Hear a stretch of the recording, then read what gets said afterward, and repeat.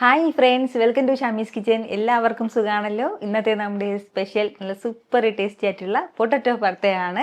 ചോറിൻ്റെ കൂടെയും ചപ്പാത്തിയുടെ കൂടെയൊക്കെ നല്ല സൂപ്പർ കോമ്പിനേഷൻ ആയിട്ടോ. വളരെ രുചികരമായിട്ടാണ് നമുക്കിത് കിട്ടുന്നത്.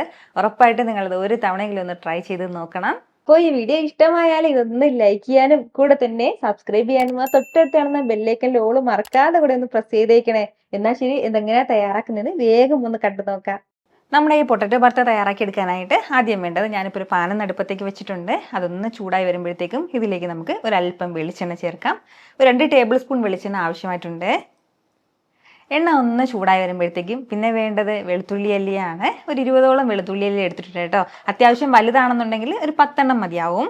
നമ്മുടെ വെളുത്തുള്ളി അല്ലി ചേർത്തിട്ട് നല്ല രീതിക്ക് ഒന്ന് വഴറ്റിയെടുക്കണം. വെളുത്തുള്ളി അല്ലിയുടെ ആ ഒരു കളറൊക്കെ നന്നായിട്ട് നല്ലൊരു ഗോൾഡൻ ബ്രൗൺ കളർ വരണം. അതുവരെ ഒന്ന് വഴറ്റേണ്ടതായിട്ടുണ്ട്. ഫ്ലെയിം എല്ലാ സമയത്തും നമ്മൾ മീഡിയത്തിൽ തന്നെ വെച്ചിരുന്നാൽ മതിയാവും കേട്ടോ. ഒരല്പസമയം ഒന്ന് വഴറ്റി കൊടുത്തപ്പോഴത്തേക്കും വെളുത്തുള്ളി അല്ലിയുടെ കളറൊക്കെ ലൈറ്റായിട്ട് ഇതുപോലെ ഒന്ന് മാറി വന്നിട്ടുണ്ട്. ഇനി നമുക്കിത് എടുക്കാവുന്നതാണ്. ഇനി നമുക്ക് അടുത്ത് വഴറ്റിയെടുക്കേണ്ടത് വറ്റൽമുളകാണ്. ഞാനിപ്പോൾ ഒരു 4 വറ്റൽമുളക് എടുത്തിട്ടുണ്ട്. ഇതിപ്പോൾ എടുത്തിട്ടുള്ളത് കശ്മീരി ചില്ലിയാണ് കേട്ടോ. ഇച്ചിരി എരിവ് കുറഞ്ഞിട്ടുള്ള മുളകാണ്. നല്ല എരിവുള്ള മുളകാണെന്നുണ്ടെങ്കിൽ നമുക്ക് എടുക്കാവുന്നതാണ്. നമ്മുടെ എരിവിനനുസരിച്ചിട്ട് വേണം. കശ്മീരി ചില്ലി അല്ലെങ്കിൽ പിരിയമുളകോ ഏത് വേണമെങ്കിലും ഉപയോഗിക്കാം. ഈ വറ്റൽമുളകും ചേർത്തിട്ട് നല്ല രീതിക്ക് ഒന്ന് വഴറ്റിയെടുക്കണം. അതായത് നമ്മളിങ്ങനെ രണ്ടായിട്ട് ഇങ്ങനെ ഓരോ വറ്റൽമുളകിനെ ഒടിച്ചെടുക്കുമ്പോഴത്തേക്കിങ്ങനെ പപ്പടം പോലെ ഇങ്ങനെ ഒടിഞ്ഞു വരില്ലേ, ആ ഒരു രീതിക്ക് വേണം കേട്ടോ ഇതൊന്ന് വഴറ്റിയെടുക്കാനായിട്ട്. വളരെ പെട്ടെന്ന് തന്നെ ഇതൊന്ന് ചൂടായി കിട്ടിക്കോളും. ഒരല്പസമയം ഒന്ന് വറുത്ത് കൊടുത്തപ്പോഴത്തേക്കും നമ്മുടെ മുളകെല്ലാം നന്നായിട്ട് ഇന്ന് മുരിഞ്ഞ് കിട്ടിയിട്ടുണ്ട്. ഇനി ഇത് നമുക്ക് മാറ്റാവുന്നതാണ്. ഇനി അടുത്ത് നമുക്ക് വേണ്ടത് സവാളയാണ്. മീഡിയം സൈസ് സവാളയിൽ ഒരു സവാള നീളത്തിലൊന്ന് അരിഞ്ഞെടുത്തിട്ടുണ്ട്. ഈ സവാളയുടെ കളറും ലൈറ്റായിട്ടൊന്ന് മാറി കിട്ടണം കേട്ടോ. അതുവരെ ഒന്ന് വഴറ്റി കൊടുക്കണം. ഒരല്പം നേരം കൊണ്ട് തന്നെ നമ്മുടെ സവാളയും നല്ലൊരു ഗോൾഡൻ കളറിലായിട്ടുണ്ട്. ഇനി ഇത് മാറ്റാവുന്നതാണ്. ഇത് നോൺ സ്റ്റിക്കിൻ്റെ കടായി ആയതിൻ്റെ പേരിലാണ് കേട്ടോ നമ്മൾ ആ ചേർത്ത് കൊടുത്ത എണ്ണ അങ്ങനെ തന്നെ ഉള്ളത്. ഇരുമ്പിൻ്റെ കടായി ആണെന്നുണ്ടെങ്കിൽ അല്പം കൂടി കൂടുതലായിട്ട് എണ്ണ ചേർക്കേണ്ടി വരും. ഇനി അടുത്ത് നമുക്ക് വേണ്ടത് ഉരുളക്കിഴങ്ങാണ് കേട്ടോ. അപ്പോൾ ഇത് വേവിച്ചെടുത്ത ഉരുളക്കിഴങ്ങാണ്. മീഡിയം സൈസിൽ ഒരെണ്ണം എടുത്തിട്ടുണ്ട്. അത് ഇതുപോലെ ഒന്ന് കമഴ്ത്തി ഇതിലേക്ക് വെച്ച് കൊടുക്കുകയാണ്. കൂടെ ഒരു 2 തക്കാളിയും കൂടി അത് 2 പീസായിട്ട് അരിഞ്ഞിട്ട് ഇതുപോലെ ഒന്ന് കമഴ്ത്തി വേണം കേട്ടോ വെച്ച് കൊടുക്കാനായിട്ട്. ഇതുപോലെ 2 തക്കാളിയും ഒരു ഉരുളക്കിഴങ്ങും വെച്ച് കൊടുത്തിട്ട് ഫ്ലെയിം മീഡിയത്തിൽ വെച്ചിട്ട് ഇതൊന്ന് അടച്ച് വെച്ചിട്ട് വേണം കേട്ടോ ഒരു 2 മിനിറ്റ് ഇതൊന്ന് വേവിച്ചെടുക്കേണ്ടതായിട്ടുണ്ട്. 2 സൈഡ് നന്നായിട്ട് തന്നെ കളർ മാറി മുരിഞ്ഞ് കിട്ടണം. മീഡിയം ഫ്ലെയിമിൽ ഇതിപ്പോൾ ഇങ്ങനെ ഒന്ന് വേകാൻ തുടങ്ങിയിട്ട് 1 മിനിറ്റോളം ആയിട്ടുണ്ട്.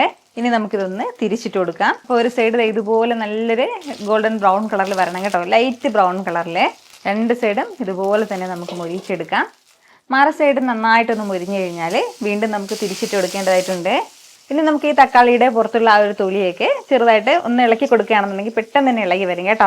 ഒരു സ്പൂൺ വെച്ചിട്ടോ അല്ലാന്നുണ്ടെങ്കിൽ ഇതുപോലെ എന്തെങ്കിലും സ്പാച്ചില വെച്ചിട്ടൊക്കെ നമുക്കിതുപോലെ ഒന്ന് ഇളക്കിയെടുക്കാം. അപ്പോൾ ഇത് നമ്മൾ ആ ഒരു പ്ലേറ്റിലേക്ക് തന്നെ മാറ്റിയിട്ടുണ്ട്. ബാക്കി വന്ന എണ്ണയിലേക്ക് നമുക്ക് കറിവേപ്പില ഇടാം. അപ്പോൾ കറിവേപ്പില ചേർത്തിട്ട് ലൈറ്റായിട്ട് മാത്രം ഒന്ന് വറുത്ത് കൊടുത്താൽ മതിയാവും കേട്ടോ. കറിവേപ്പില ഒന്ന് മുരിഞ്ഞ് തുടങ്ങിയിട്ടുണ്ട്. ഇത് മാറ്റാവുന്നതാണ്. ഈ പ്ലേറ്റിലേക്ക് മാറ്റിയതെല്ലാം ചെറുതായിട്ടൊന്ന് ചൂട് മാറിയിട്ടുണ്ട്. നല്ലതുപോലെ ചൂട് മാറിയിട്ടില്ല, ചെറിയ ചൂടിപ്പോഴുണ്ട്. ഇനി ഇതിലേക്ക് പകുതി സവാള ചെറുതായിട്ട് അരിഞ്ഞതൊന്ന് ചേർക്കാം. കൂടെ തന്നെ ഒരല്പം മല്ലിയിലയും കൂടി. അപ്പം മല്ലിയിലേക്ക് നമ്മുടെ ടേസ്റ്റിനനുസരിച്ചിട്ട് ചേർക്കാവുന്നതാണ്. ഇനി വേണ്ടത് ഉപ്പാണ് കേട്ടോ. ഒരു 1/2 ടീസ്പൂൺ അളവിൽ ഉപ്പ് ചേർക്കുകയാണ്. ഇനി കൈ നല്ല രീതിക്ക് തന്നെ ഒന്ന് വാഷ് ചെയ്തിട്ട് നന്നായിട്ട് നമുക്കിതൊന്ന് കൈ വെച്ചിട്ടൊന്ന് യോജിപ്പിച്ചെടുക്കാം. നല്ല രീതിക്ക് ഇതൊന്ന് സ്മാഷ് ചെയ്തെടുക്കേണ്ടതായിട്ടുണ്ട്. ഇതുപോലെ പൊട്ടിച്ചെടുക്കുമ്പോൾ മുളകെല്ലാം ഇങ്ങനെ ഒന്ന് പൊടിഞ്ഞ് കിട്ടണം കേട്ടോ. ഈ ഒരു രീതിക്ക് വേണം ഉണ്ടാകേണ്ടത്. കൈ വെച്ചിട്ട് നല്ല രീതിക്ക് തന്നെ ഇതെല്ലാം ഒന്ന് യോജിപ്പിച്ച് കൊടുക്കണം കേട്ടോ.